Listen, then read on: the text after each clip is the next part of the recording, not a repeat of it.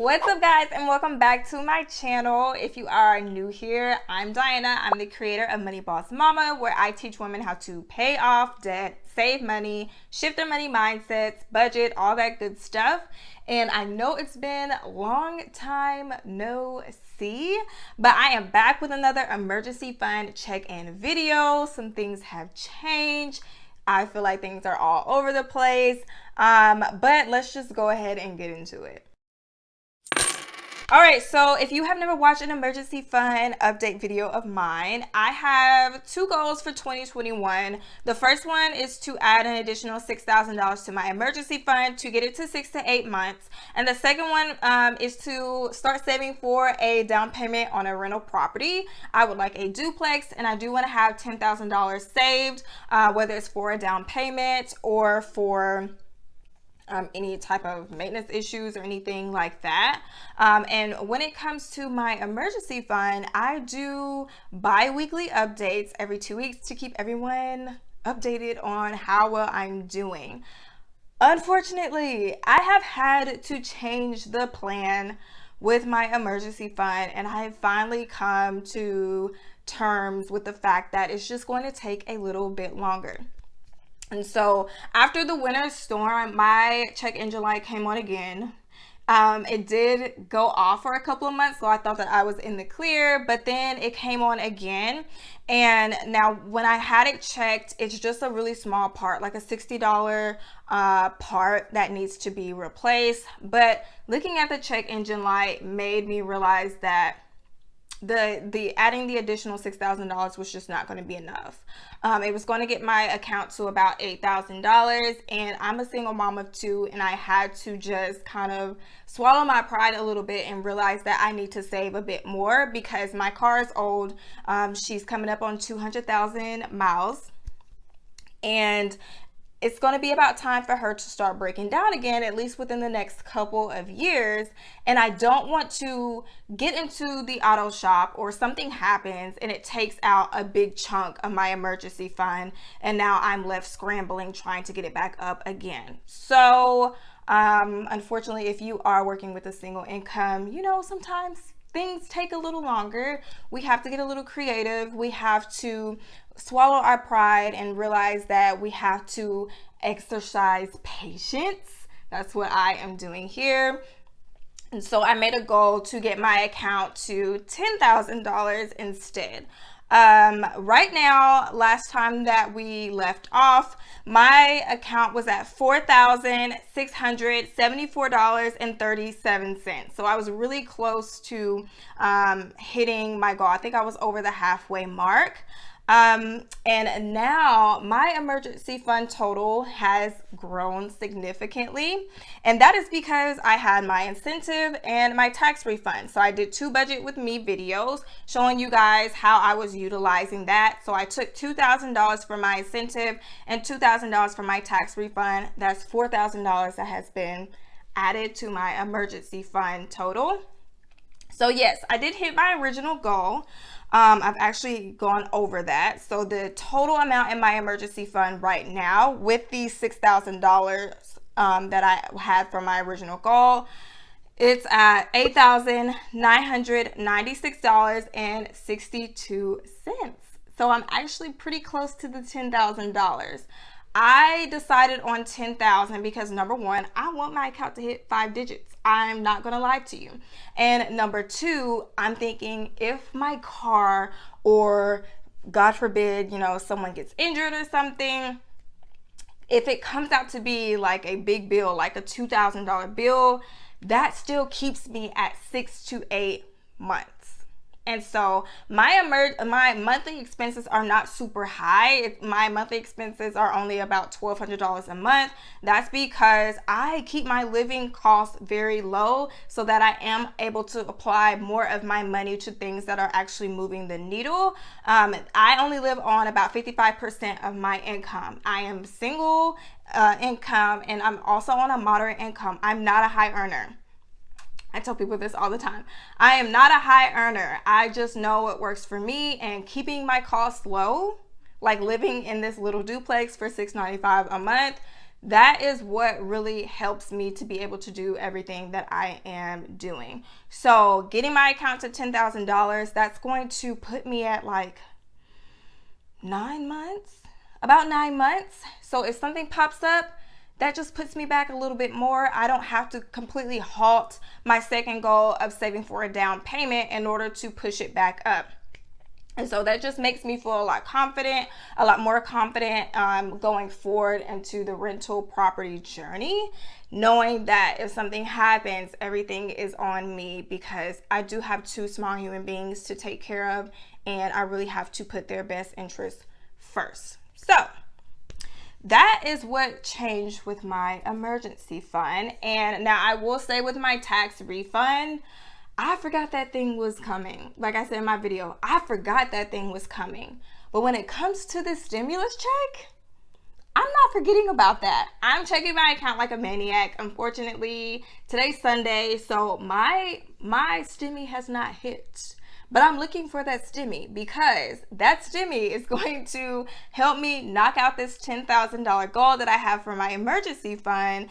And then I can finally get started on my down payment. This is more exciting to me than when I paid off debt, because I am now officially on my wealth building journey. And I just feel like, you know, I'm really a big girl now. Like, I'm really a big girl now.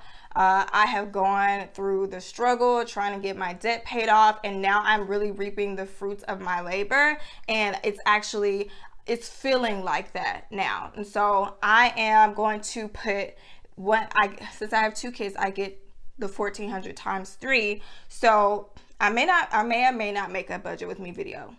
If you want me to, leave it in the comments. But I'm going to put the first 1,400 directly to the emergency fund. Only need about $1,100 left to get it to $10,000. So that will put it a little over $10,000. That's done. That's out of the way. Thank you, God. And then I'm going to, not gonna lie to you, another 1,400. That's completely for me and my kids. I feel like I've gotten to this place where you can't be gazelle intense all the time. That's not sustainable. It's not sustainable. And I'm not going to be that person to tell you, use every single dollar of yours responsibly.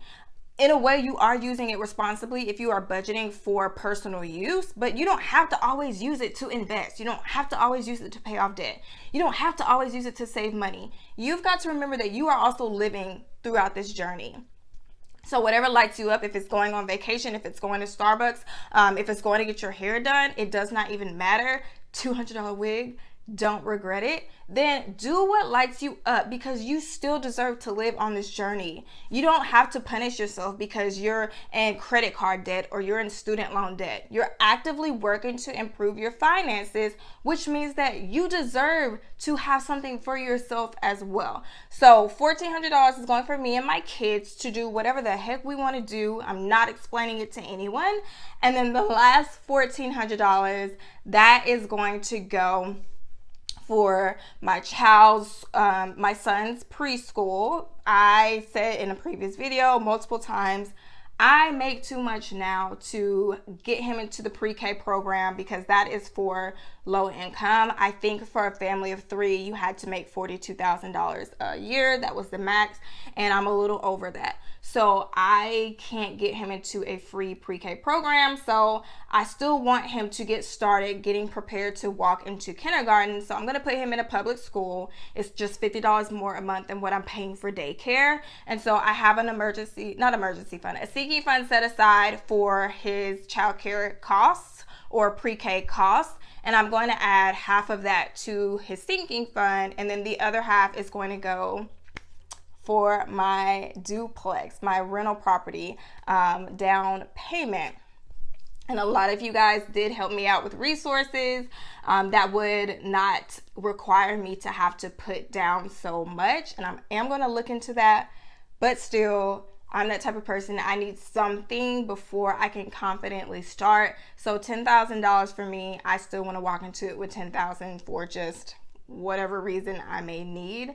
But yeah, that is where I am right now with my emergency fund. Typically, I do my cash envelope stuffing, but y'all, I have nothing. I have nothing to stuff. But I do have ones that I need to add to my little ones bundle with my single savings challenge that I'm doing this year. So let me go ahead and grab that really quickly. Hey, what do you want? I don't want to do this. Okay, Pumpkin. See ya.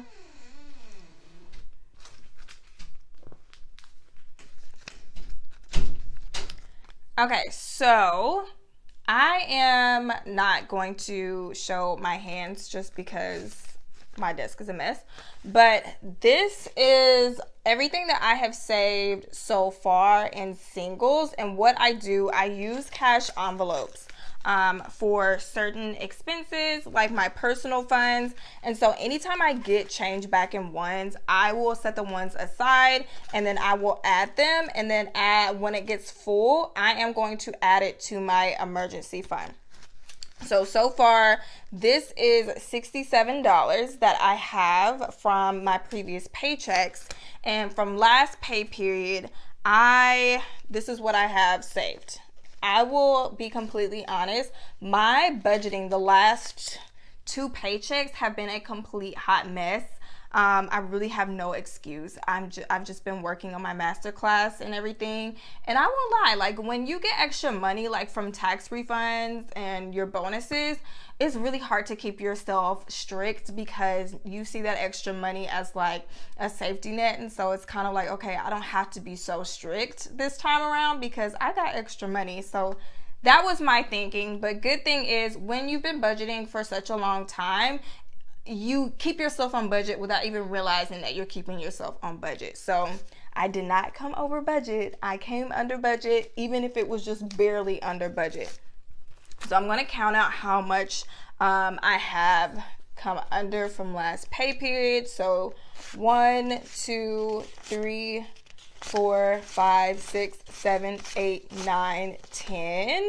So 67 plus 10, 77, 78, 79, 80, 81, 82, 83, 84.